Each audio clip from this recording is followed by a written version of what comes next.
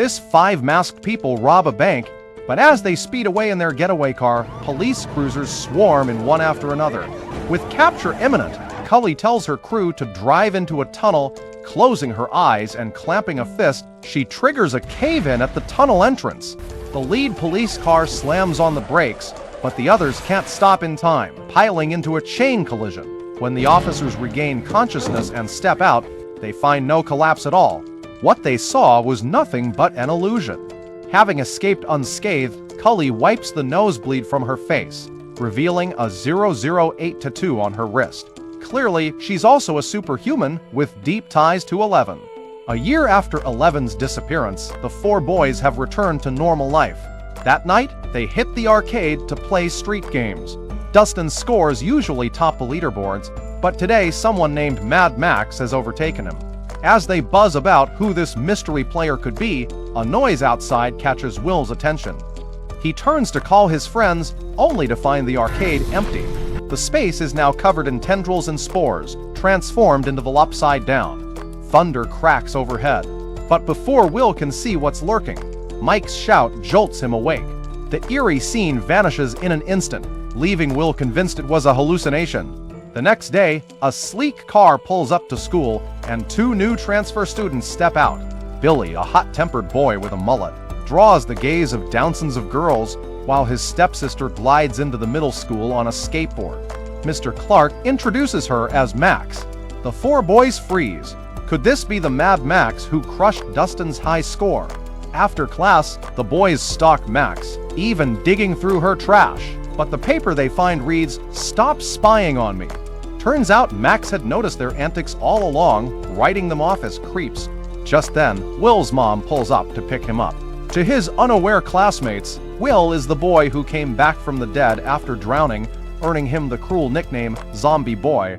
Will feels overwhelmed by all the weird stares, not to mention his mom and brother's smothering 24/7's protection. Joyce panics if Will is out of her sight for even a minute, like when he's in the bathroom.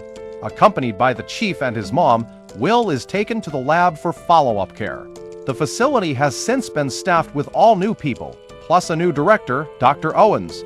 Will tells them about the upside-down vision from the arcade. There was a massive monster watching him, filled with an insatiable bloodlust, and it wanted to destroy the world, but all tests show Will is physically healthy. Dr. Owens can only diagnose Will with PTSD.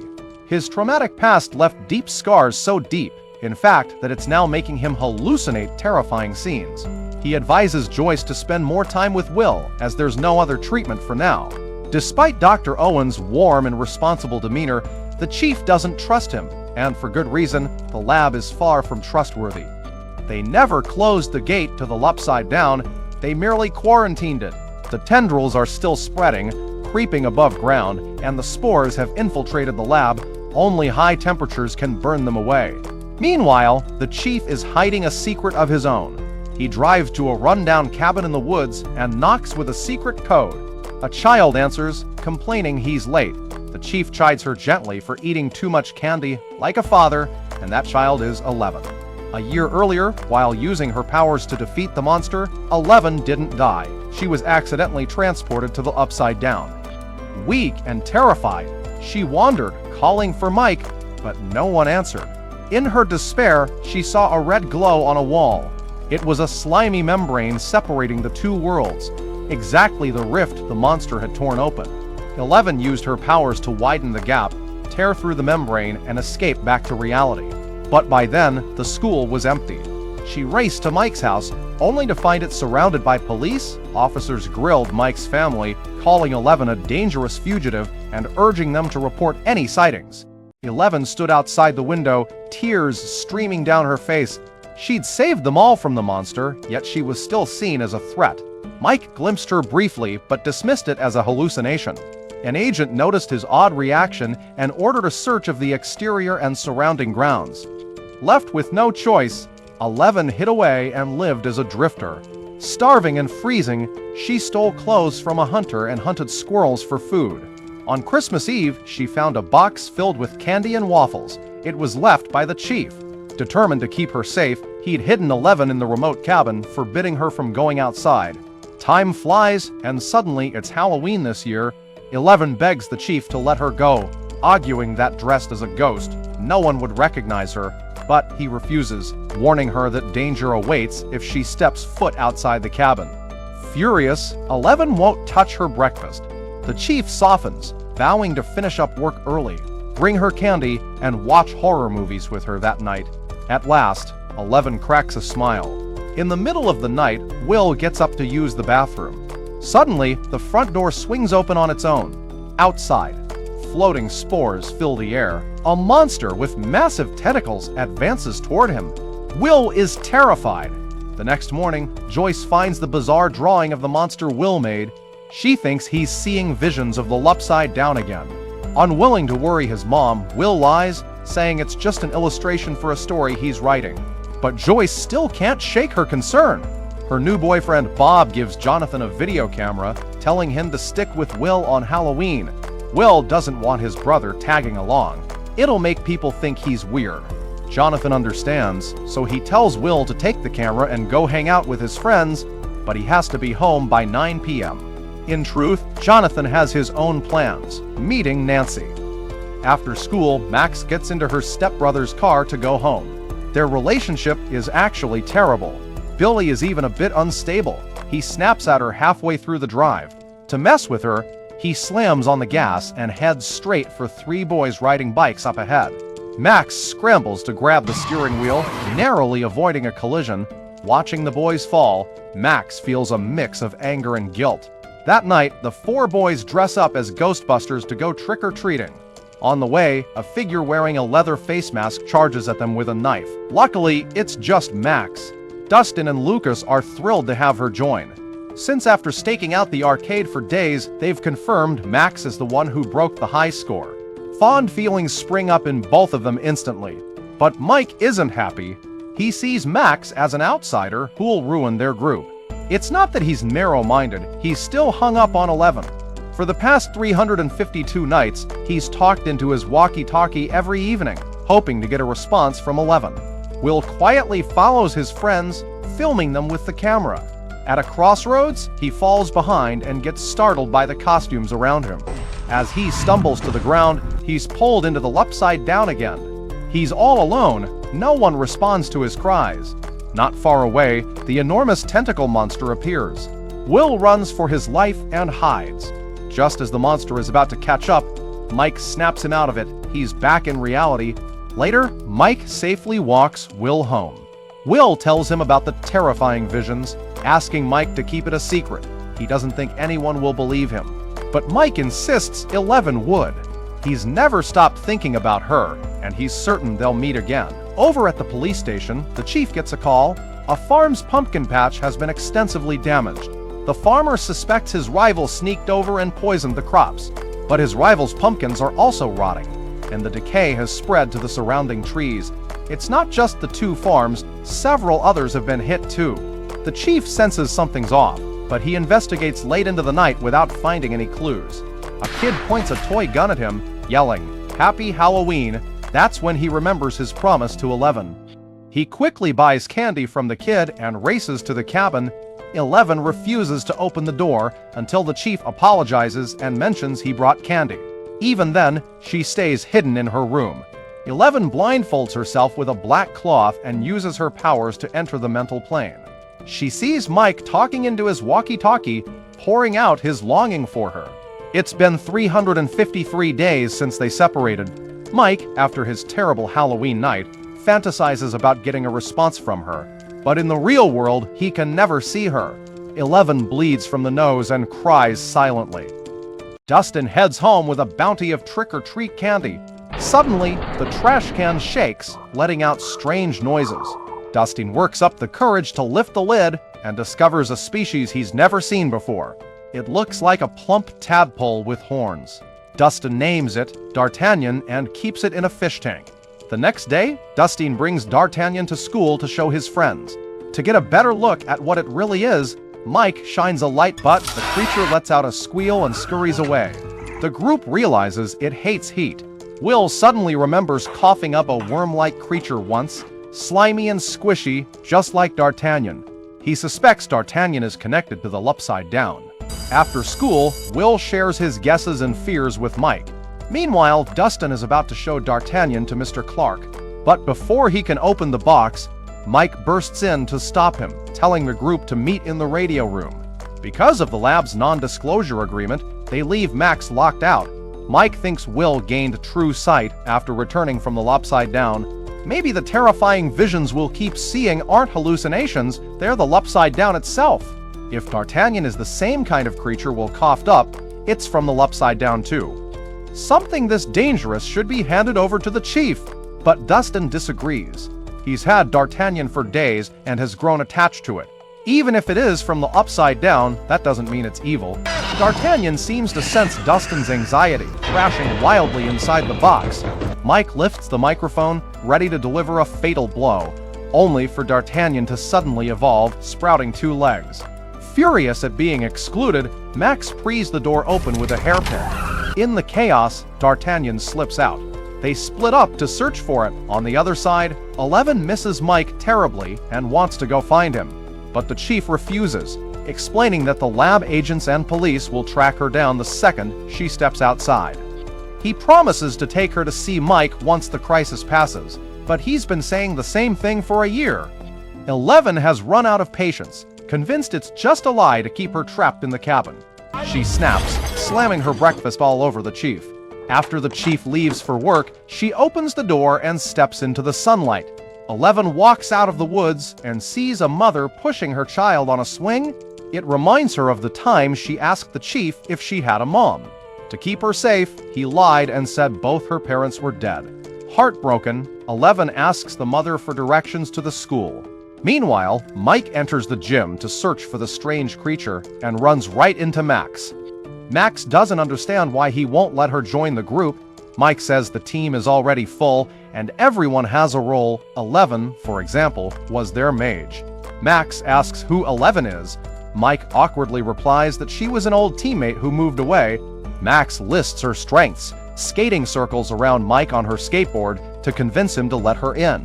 Just then, 11 arrives at the school. Seeing the boy she's been longing for laughing and talking with another girl, jealousy surges. She uses her powers to make Max fall off her skateboard. Mike rushes over to help Max up, showing her concern. 11 is crushed. Max's sudden fall makes Mike think of the girl with superpowers. He bolts out of the gym, but 11 is already gone. In the toilet, Will finds D'Artagnan underneath it and radios his friends to come. D'Artagnan hisses at him. Will jumps in fright, and fear yanks him into the Upside Down once again. A cloud of black mist closes in on him. As he runs, Will remembers what his mom's boyfriend Bob told him. No one has told Bob about the Upside Down to keep him safe, so he thinks Will is just a shy kid who's being bullied, and that's why he keeps having terrifying hallucinations. To encourage Will, Bob shared a story from his own childhood. The best way to beat fear is to face it head-on. Will has grown fond of the kind, gentle Bob. Taking his advice, Will stops running and stands his ground against the monster. But it's not as easy as Bob made it sound. The monster dissolves into black mist and burrows into his body. Meanwhile, Dustin reaches the bathroom and finds D'Artagnan. It leaps into his hand voluntarily. Dustin hides it under his hat, then lies to the others, saying he couldn't find it. But Mike is more worried about where Will has gone. Outside the store, Bob tells Joyce he re-watched the video Will filmed on Halloween and noticed some older kids bullying him. Furious, Joyce plays the tape. She originally wants to get a clear look at the bullies' faces to stand up for her son, but instead, she spots a huge dark shadow in the sky. Joyce quickly sketches it, then freezes in terror. The shadow looks exactly like the monster Will drew. She's certain Will's visions aren't hallucinations. Rushing to the school, she heads straight for Will, but Will is standing motionless on the playground, his body rigid. No matter how hard Joyce calls his name, he doesn't respond, not until the monster has fully entered his body. Only then does Will finally come to his senses. Everyone senses something's wrong. Will's episodes are happening more and more frequently, yet Will still can't bring himself to tell his mom the truth. Joyce pulls out the sketch she drew, assuring him she believes him and wants to help. Relieved to finally be trusted, Will breaks down crying and confesses to his mom. The monster has entered his body and he can feel it everywhere. Joyce pulls him into a comforting hug. She's desperate to eliminate the monster, but with no connections, the only person she can turn to is the chief. Meanwhile, the chief is worried sick about his own kid. 11 ran away without permission, and the mother who saw her called the police. The chief scolds 11 for putting them both in danger. He not only grounds her, but also tries to take away the TV to cut her off from watching it. 11 uses her telekinesis to stop him. He abruptly yanks the antenna off the TV, completely devastated. 11 accuses him of being a controlling tyrant, just like Dr. Brenner, who never cared about her feelings. Losing control, 11 attacks him, shattering all the windows. She then locks herself in her room and wails uncontrollably. The chief is left stunned. The next morning, he makes a compromise. He tells 11 that if she cleans the house, he'll fix the TV that night. At the same time, Will's condition doesn't improve when he wakes up. Joyce takes his temperature and finds it's well below normal. But Will doesn't feel cold at all and refuses to go to the hospital. Joyce fills the bathtub with hot water, hoping a bath will help. Yet the moment Will sees the hot water, his body starts trembling violently. He drains all the water and runs to his mom, screaming that it's too hot. He likes it cold. Joyce quickly grabs the phone and calls the chief for help. When he arrives at Joyce's house, the doors and windows are wide open and Joyce is shivering with cold. But Will, shirtless, is perfectly comfortable. He tells them the monster loves the cold. Since entering his body, it's been merging with him. He can feel its thoughts and see what it sees. Unable to put it into words clearly, Will shows them what's in his mind through his drawings. But the lines are too abstract, leaving the chief completely confused. Joyce, however, notices a pattern. The black lines connect. They spread all the drawings out on the floor. When pieced together, they form a massive maze, and the earth-colored lines look like tree roots. Remembering Will's words about the monster spreading and killing, the chief suddenly decodes the path and hurries out. Dustin pulls back the curtain to feed his pet, but the tank's shattered. Only a slimy skin remains. He turns around and spots blood on the carpet. Behind the sofa, D'Artagnan is feasting on his mom's cat. He notices Dustin, then snaps open its Venus flytrap-like maw. Its features match the monster from Season 1 exactly. Dustin instantly realizes how dangerous it is. He lies to his mom, saying the cat ran away, and sends her out to look for it. Next, he opens the cellar door in the yard, slips on a helmet and protective gear, and places Spam on the floor. He calls D'Artagnan out for food, then darts into the outdoor shed to hide. Moments later, the little monster emerges, following the trail of food straight toward the cellar. Dustin bursts out of the shed and slams a stick into D'Artagnan, sending it tumbling into the cellar. He locks the door immediately, trapping the monster inside. After burying the cat's remains and cleaning up the blood, Dustin radios his friends, but no one answers. He rides his bike to Mike's house, only to learn Mike isn't home. Just then, Steve arrives with roses, hoping to apologize to Nancy, who's also out. Desperate for backup, Dustin asks Steve for help. Steve grabs his custom spiked bat, stands tall with righteous resolve, and heads into the cellar alone. But the monster is nowhere to be seen, only a huge shed skin. Clearly, D'Artagnan has grown much larger and burrowed a hole to escape. Meanwhile, the chief stares at Will's drawings and connects them to vines. He suspects a link to the recent destruction of pumpkin patches at local farms. Grabbing a shovel, he heads to a pumpkin patch and starts digging. Sure enough, vines lurk beneath the soil. A few shovelfuls later, the vines scurry away, revealing a deep hole. The chief grabs a flashlight, climbs down, and discovers the underground is overrun with vines and white fluff, forming a maze of interconnected tunnels. A lump emitting noises catches his eye. But as soon as he gets close, the lump sprays toxic spores. The chief collapses unconscious. Moments later, the hole he dug is covered by vines. At the same time, Mike visits Will and finds him covered in cold sweats, with strange drawings plastered all over his house. Will admits the monster has possessed him. He can't break free, and he's seeing the monster's memories in real time. Mike tells him not to be scared. This might actually be a good thing. Now, Will is like a spy. able to monitor the monster's every move and help them stop it. Predictably, this unique connection saves the chief's life.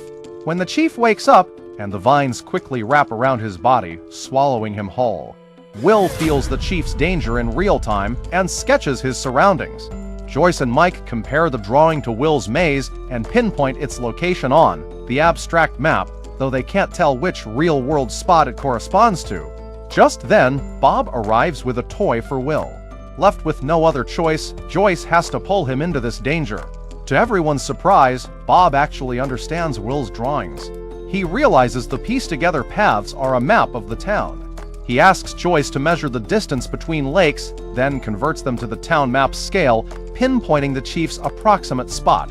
They rush out to save him. Meanwhile, the lab runs tests on the pumpkin patch soil. No pollution, no toxins, nothing out of the ordinary. They split the soil into samples, heating just one. Miraculously, the heated sample floats and spins on its own, and the unheated samples, they start doing the same. That night, Will uses the monster's shared memories to track down the chief's car. A massive hole gapes nearby, writhing vines at its center. Joyce tells Will and Mike to stay in the car. She grabs a shovel, hacks through the vines, then climbs into the tunnel with Bob. At the fork, Joyce spots a cigarette. That's exactly what the chief threw there to mark his path. Following it, they find him tangled in vines. Joyce slices him free with a blade and pull him to safety.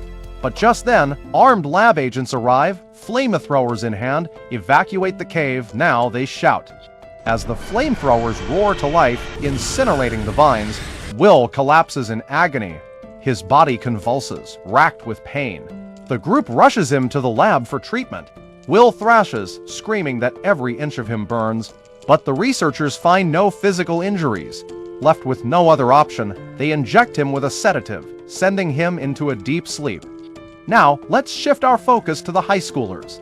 A few days earlier, Nancy visited Barb's parents with Steve, only to find a for sale sign in their yard. Barb had been missing for a year, and the police investigation had hit a dead end. Desperate, Barb's parents were selling their house to hire Murray, a renowned Chicago detective, to find their daughter. Seeing their exhausted yet hopeful faces, Nancy was overwhelmed with guilt. She blamed herself for Barb's death and wanted to tell the truth, afraid Barb's parents would waste the rest of their lives chasing answers. But Steve begged her to stay quiet, warning her that breaking their CIA agreement could destroy their family. At a party, Nancy drowned her sorrows in alcohol. Steve tried to stop her, accidentally spilling drink all over her. Emboldened by the alcohol, Nancy unleashed all her resentment towards Steve. She only pretended to love him because she felt guilty about Barb. Heartbroken, Steve left. Jonathan, who just arrived, witnessed the fight. He took the unconscious girl he loved home. When she sobered up, Jonathan urged her to move on from the past. But Nancy was seething with anger. How could they let the culprits get away with murder? Her eyes landed on someone listening to a tape recorder, and she hatched a plan. They skipped school, called Barb's mom, and arranged to meet in the park to tell her the truth about Barb's death. Unbeknownst to them, the lab was monitoring their call. At the park, Barb's parents never showed up. Jonathan and Nancy noticed they were being watched. They tried to leave, but their car wouldn't start. It had been tampered with. People surrounded them, ordering them to come to the lab for a visit. Dr. Owens knew they wouldn't give up easily, so he told them everything. The people responsible for the mess were dead. He was now doing his best to clean it up. Moreover, the real evil came from the upside down. They couldn't fully close the gate, but they were trying to stop it from spreading. And in the middle of the Cold War, if word got out to enemies like the Soviet Union, it would be catastrophic, costing even more lives. Dr. Owens begged them to keep it quiet, but Nancy didn't believe him. Once they were far from the lab, she pulled a tape recorder from her bag. She had been recording the entire conversation, determined to expose the lab and make them pay for Barb's death. But they couldn't take down the lab alone. They needed someone more powerful. A day later, they drive out of town to a warehouse and ring the doorbell. It's Murray, the private detective Barb's parents hired. Murray, who's spent months investigating, is convinced Barb was killed by Soviet spies. Nancy immediately spots his mistake. He's mixed up the timeline and Eleven's identity. She tells him the whole story and plays Dr. Owens' tape. Murray short circuits. He dreamed of exposing spies and becoming a hero, only to find out his own government is behind it all. He warns them the tape won't hold up in court. The upside down is too bizarre, no one will believe it. After downing a bottle of vodka, Murray has a revelation, inspired by diluting the drink. If people can't handle the truth directly, dilute it. Tell the press Barb died from toxic gas leaked by the lab. It'll spark public outrage, media scrutiny, and force the government to shut the lab down. That night, with Nancy and Jonathan's help, Murray copies the tape and sends it to newspapers across the country, along with an anonymous letter. When they try to leave, Murray insists they stay overnight. He even suggests they share a bed. As a detective, he's noticed their feelings for each other. Though they deny it, they end up in separate rooms. But teenage hormones are too strong to ignore. Nancy finally opens her door and finds Jonathan just as restless. Nancy had once subtly confessed her feelings to Jonathan after they'd survived danger together, but he'd missed the hint. I waited. Like only a month. But better late than never, the universe always finds a way to bring lovers together. When Will wakes up, he's practically a different person. He doesn't recognize anyone except his mom and Mike, and he can't remember saving the chief either. He also lashes out, saying the soldiers never should have burned the tunnels. It's enraged, the monster. With Will still conscious, Dr. Owens decides to run a test. He has a researcher bring a vine segment, then ignites it with a flamethrower. Instantly, Will screams in searing pain. The moment the flame is shut off, his agony eases. Dr. Owens' hunch is confirmed. Will is infected with a virus that causes neurological dysfunction. It spreads relentlessly through the host's body until it fully takes them over. Worse yet, the virus is intelligent, capable of connecting all its hosts. Joyce breaks down in tears, fearing for her son. Dr. Owens reassures her the virus can be destroyed. The team will find a cure for Will soon. But the truth is far grimmer than Dr. Owens admits. Last night, Will's hippocampus showed no abnormalities. But an X-ray taken an hour ago reveals his brain is being overrun by foreign memories. Researchers warn that at this rate, Will won't survive the night. Stopping the upside-down spread has become the top priority. Some argue they should abandon Will's treatment and burn the tunnels immediately, since he's already dying. But Dr. Owens refuses. Will's body is linked to the upside down. Burning the upside down would kill Will too. He's been treating Will for a year, and he cares too much to give up on him. With chaos mounting, Dr. Owens decides to come clean. He has the chief, who spent hours in the tunnels, decontaminated. Then he hands him a hazmat suit and leads him to the lab's basement. They board an elevator that descends into a deep cave. It's a massive nest formed by the upside-down spreading vines, glowing eerily red. All creatures build defenses against attacks, and the upside down is no different. Its vines have infiltrated the entire town's underground. On his hospital bed, Will's eyes suddenly darken. He tells Mike he knows how to stop the monster. Researchers rush to his house, take photos of all the drawings he's been making, and spread the prints out on a table. After staring at them for a moment, Will points to a cave.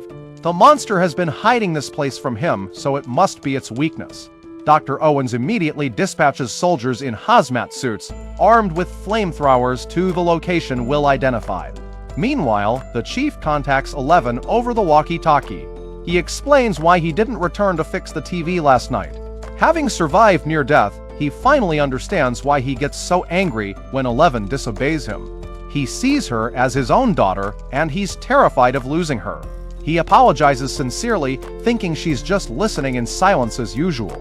Little does he know, she's already run far off. Yesterday morning, 11 set about cleaning the house. Messy as it was, all thanks to her power outbursts. As she swept, she stumbled upon a hidden cellar, stacked with countless boxes. One of them, marked with the logo of Hawkins' lab, instantly caught her eye. Driven by curiosity, 11 pried the box open and found a stack of legal documents, Terry Ives' lawsuit against the lab. The papers detailed a heart-wrenching story. Terry's baby daughter had been stolen by Dr. Brenner. Tucked between the pages was a photo of Dr. Brenner and Terry. Staring at the woman in the photo, 11 felt an odd sense of familiarity. She blindfolded herself then, focusing her mind to reach out to Terry through sheer willpower. To her shock, Terry could actually sense her presence. Actually, 11 was Jane, Terry's long-lost daughter. Learning her mother was still alive, 11 realized the chief had been lying to her, and her resentment toward him only grew stronger. Without a second thought, she left the cabin, flagged down a passing truck, and told the driver she needed to find her mom.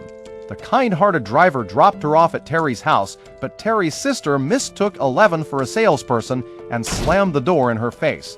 11 used her powers to unlock the bolted door. I want to see Mama. Terry's sister frowned as she realized Terry hadn't been lying.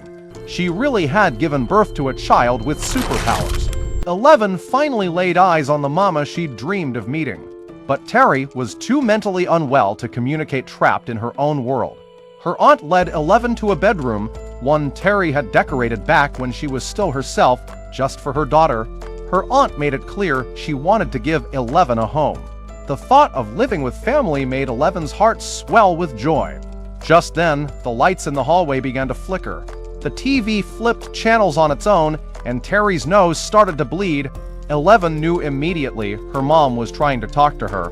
She closed her eyes, using her telepathy to connect with Terry in the mental realm. Terry grabbed her daughter's hand, pulling her into a flood of memories. Through Terry's eyes, 11 saw the full truth of her birth. Terry had been taken to the lab while she was in labor.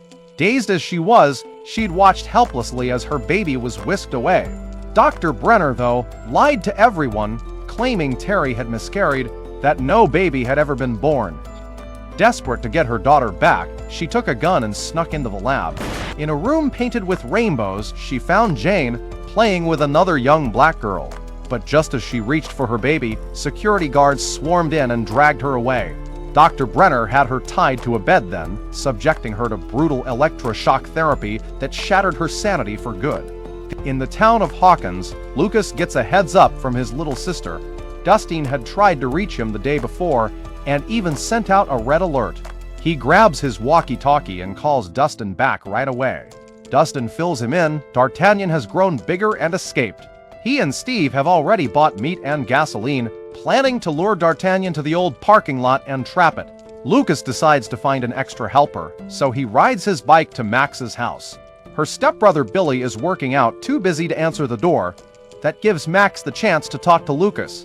He tells Max every secret about the lab and the monsters, but she thinks it's all too ridiculous to believe. To avoid catching Billy's attention, Max climbs out the window to go with Lucas and see the proof for herself. Seeing Lucas and Max show up together, Dustin feels a twinge of disappointment. He never expects his best friend to win the goddess' favor before him. But now isn't the time to fuss over that. Setting the trap comes first. They spread a pile of raw meat on the ground, pour gasoline from the meat to the bus door, and prop a ladder against the bus skylight. They even board up the windows with metal sheets to hide from D'Artagnan. As soon as the sun sets, they huddle inside the bus and wait for their target.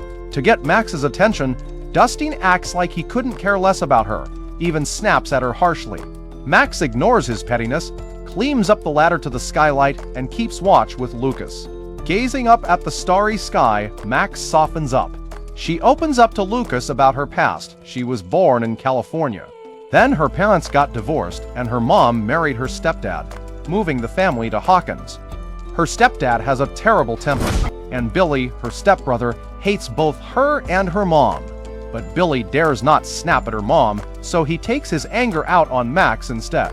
Growing up in such a violent, oppressive home has made Max more and more withdrawn. She feels like she's turning into a jerk like Billy, but she doesn't want to be that way. Lucas shuts down her self-deprecation and praises her as a cool girl. His words make Max light up, and the affection between them grows stronger. Starts to form. D'Artagnan emerges, but it walks right up to the bait and doesn't touch it. Steve figures raw beef might not be as tasty as live human flesh, so he decides to get off the bus himself to lure the monster to the trap.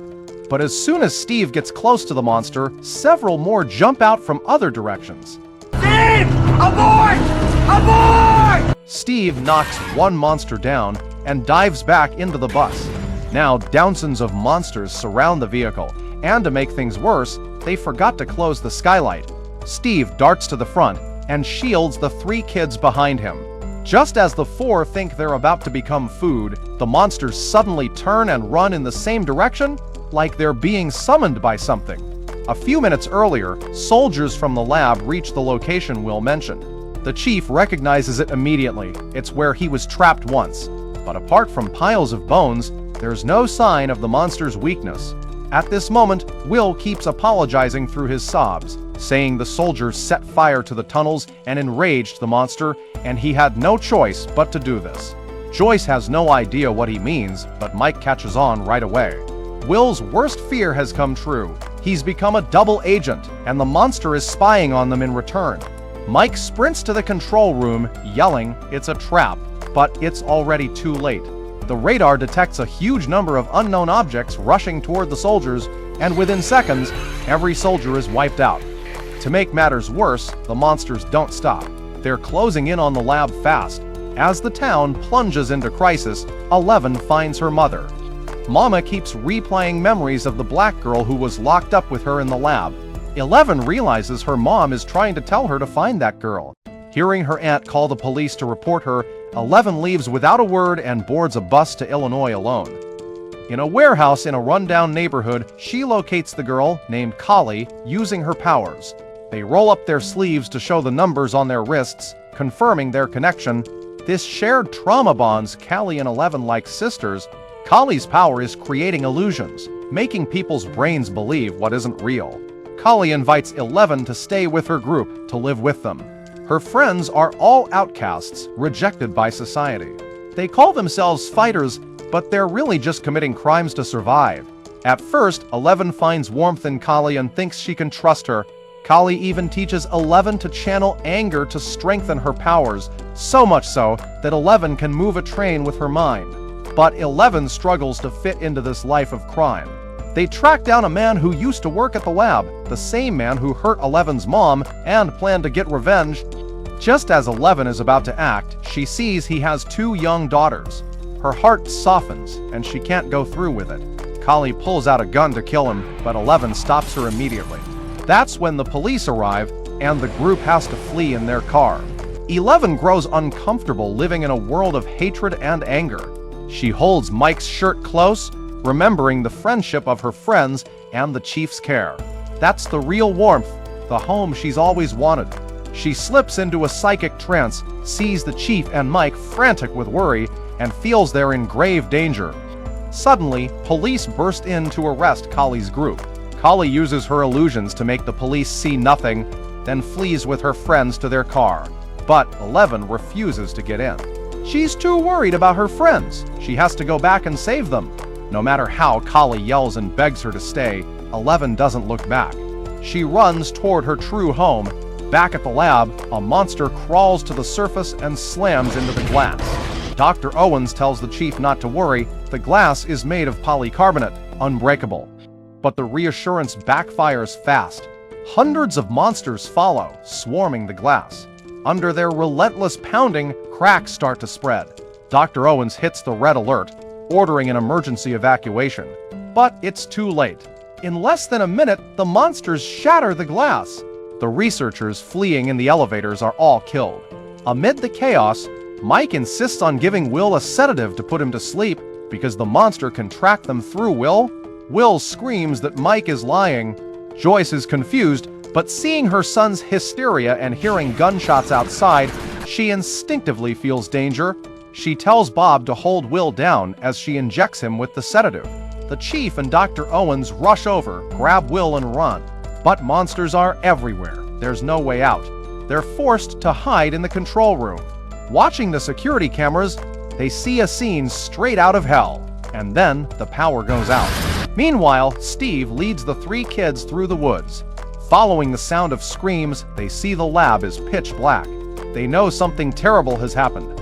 On the other side of town, Jonathan takes Nancy back to his house, only to find it empty and in disarray. They pick up a Polaroid on the floor and realize the lab must have taken Will and Joyce. They rush to the lab and by chance run into Steve and the kids. Before they can talk, the sound of monsters roars from inside the lab. In the pitch-black lab, the group huddles to figure out how to escape. With the power out, all the building's doors are locked down. To unlock them, they need to restore power, and that means someone has to risk going to the basement to manually restart the system and rewrite the security code. The chief grabs the map and heads out, but Bob stops him. Bob insists he's the only one who can pull this off. As an electronics store manager, he's the only one here who knows how to code. Remember Bob, newbie. Superhero. The chief gets him a walkie-talkie and a gun. Bob summons his courage and navigates the corpse-strewn corridors. He reaches the third basement level, flicks the main switch, and restores power. After entering the code, the main door unlocks successfully, but as he leaves, he forgets his gun on the table. Dr. Owens hands the walkie-talkie to the chief, telling him to take Joyce and the two boys first. He stays in the control room to guide them. With Dr. Owens' help, they make it safely to the building's entrance. Meanwhile, Bob's evacuation doesn't go smoothly. He nearly runs straight into a monster. Dr. Owens talks him through a safe route, and Bob darts to the lobby, slamming the door shut to lock the monster out. Joyce breathes a huge sigh of relief when she sees him. But suddenly, a monster tackles him to the ground. The chief fires his gun immediately, but the shots do nothing to the monster. Instead, they draw Downson's more. Watching Bob's fate sealed, the chief has no choice but to drag Joyce away, despite her protests. Just then, Jonathan and Nancy arrive in their car. They scramble inside, and the group flees to Joyce's house. The chief calls the FBI for help, but no one believes him. They brush him off, telling them to stay put and wait for rescue. Joyce is still in shock from watching Bob die right in front of her. There's nothing the chief can do but sit with her. Bob's sacrifice won't be in vain. The kids come up with a plan. Even though there are hundreds of monsters outside, they're just following orders. The real boss is the shadow monster possessing Will. It's connected to the Upside Down through vines, controlling all the other monsters with its mind. In theory, killing the shadow monster would take out all the others too. Mike thinks Will might be their only shot. Since he's linked to the shadow monster, he might know its weakness. To keep the shadow monster from tracking them through Will, they convert Joyce's garage so Will won't recognize it as his own home. They strap the unconscious Will to a chair and shine a high-intensity spotlight on him. With the interrogation set up, the chief rouses him awake. But Will is now possessed by the Mind Flayer. He screams in rage, demanding his mom untie him. Joyce can't bear to see her son suffer. She starts telling him stories from his childhood. Jonathan and Mike chime in, recalling the good times they shared with Will. Will's eyes soften, but the Mind Flayer's hold is too strong. It overtakes his mind again. All Will can do is tap his hand against the chair. The chief catches the movement and realizes Will is communicating with them through Morse code. Together, they crack the message, close the gate. But just as they're about to press for more, the FBI calls. Will recognizes his home phone ringtone instantly, and that's how the shadow monster tracks their location. Joyce scrambles to inject Will with a sedative, but it's too late. Monster roars echo from the woods. Everyone grabs their weapons, ready to fight to the death. Luckily, 11 bursts through the door. She took down all the monsters with her powers. After a year apart, Mike and 11 throw their arms around each other, pouring out their longing for one another. The chief cuts in, admitting he's the one who hid 11 away, cutting her off from the world. Furious, Mike throws punches at him. But the chief doesn't fight back and holds him gently. Max has always admired 11 from the stories. Now meeting her in person, she offers a hand in greeting. But 11, still jealous of Max laughing with Mike in the gym, ignores her completely. The group gathers to plan how to destroy the Mind Flayer for good. Will's message is clear. They need to close the gate to the Upside Down. If 11 could open it, she can close it. But there's a catch. Closing the gate will kill all the monsters. And Will, who's been possessed by the Mind Flayer, will die too. Joyce remembers Will telling her the Mind Flayer thrives in cold and fears heat. So, if they can raise Will's temperature, the Mind Flayer will be forced to leave him. But the plan has to happen somewhere Will doesn't know, otherwise the Mind Flayer will track them down.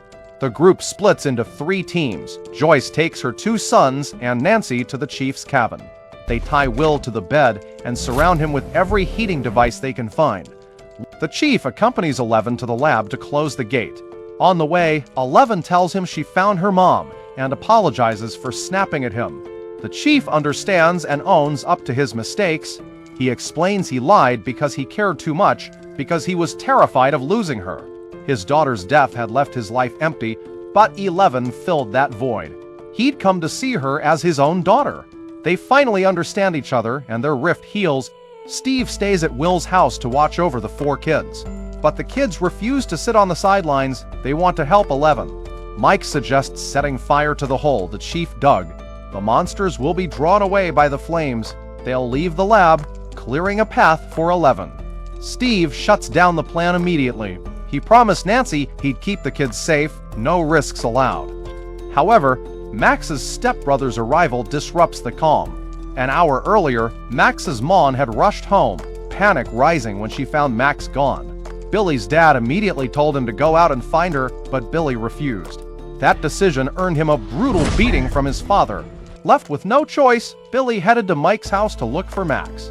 When Mike's mom laid eyes on the blonde, muscular guy, her eyes practically lit up, nothing like her husband, who spent all day bouncing on the couch. Billy hadn't expected the middle-aged woman to be so attractive. He dropped his usual aggressive attitude, greeting Karen with perfect politeness. Karen, completely starstruck, told him the kids were at Will's place and even drew him a map to get there. Seeing his stepsister hanging out in a house with several boys, Billy loses his mind. He shoves Steve aside, bursts into the room, then grabs Lucas by the collar and slams him against the wall, snarling at him to stay away from Max. Steve charges in, landing a punch on Billy to get him away from the kids. Billy grabs a plate and smashes it over Steve's head before pinning him to the floor and pummeling him relentlessly. In the nick of time, Max snatches a sedative and stabs it into her stepbrother's body. Billy collapses to the ground, but he refuses to back down, spitting threats about teaching the boys a lesson. Max slams the spiked bat down an inch from his crotch, warning him to leave her friends alone. Witnessing the sister he'd always bullied fight back for the first time, Billy finally backs down. Max takes his car keys and drives the boys, plus the unconscious Steve, to the underground cave. Meanwhile, the chief and 11 enter the lab. They find Dr. Owens in the stairwell, his thigh badly bitten. The chief gives his wound a quick patch-up, promising to come back for him once the gate is closed. He begs Dr. Owens to help 11 live a normal life after everything is over, so she'll never have to be treated like a lab rat again. Now, shift our focus back to Steve. Dazed and bruised, he finally comes to, only to panic when he sees a 13-year-old girl behind the wheel. To prove her driving skills, Max slams her foot on the gas. The 4 boys cling to each other in terror, but they reach the cave entrance without a hitch. Steve hates the idea of the kids risking their lives, but since they're already there, he steps into his babysitter role. He leads the kids as they spray gasoline around the tunnel's core, getting ready to set it ablaze. At the same time, Joyce cranks all the heaters to maximum, pointing them at Will. The monster inside him writhes in agony, torturing the boy. Being soft now is letting that thing win, and dishonoring Bob's death. Minutes later, black tendrils gather around Will's face. The monster thrashes wildly, taking control of Will's hand to strangle Joyce. Nancy jabs a red-hot poker at Will. Right then, Steve flicks a lighter, igniting the vines. Tortured by heat from both inside and out, the mind flare can't take it anymore. It bursts from Will's mouth and scurries away. Will snaps back to his senses immediately. Jonathan immediately radios the chief to close the gate. 11 follows the chief down in the elevator. Fear creeps in. She never imagined the gate she opened by accident would grow this massive.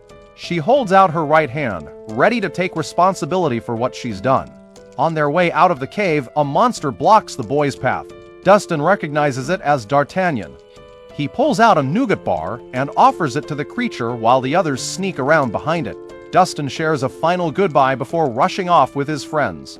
As 11 begins to close the gate, the monsters sense danger and swarm toward her.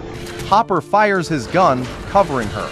11 remembers what Kali taught her. She focuses on every moment that made her angry, and her powers surge. With all her strength, she slams shut the gate. The monsters drop dead instantly. 1 month later, thanks to Murray's efforts, the media exposes the lab's string of atrocities, forcing its shutdown. The authorities cover up Barb's death with a story about a chemical leak, offering the public a false explanation. It's not the truth, but at least it gives her parents some measure of closure. Dr. Owens secures a birth certificate for 11, making the chief her legal guardian. Tonight, the school hosts its annual winter dance. The boys dress to impress, hoping to dance with their crushes. Will gets asked to dance by a sweet girl. Dustin, following Steve's advice, styles his hair with hairspray for the perfect look, eager to charm the girls, but no one wants to dance with him. Watching Dustin cry, kind-hearted Nancy steps up and asks him to dance, telling him how charming he is. As one of the most popular girls in school, Nancy's gesture makes Dustin the center of attention. All the girls who turned him down are regretful. Meanwhile, Mike finally sees 11 in a dress. They dance and share a kiss, lost in the moment. Max wastes no time grabbing Lucas's hand, pulling him onto the dance floor and kissing him first. Everyone enjoys the perfect night, but the dark forces are far from defeated. They lie in wait, ready to strike back when the time is right.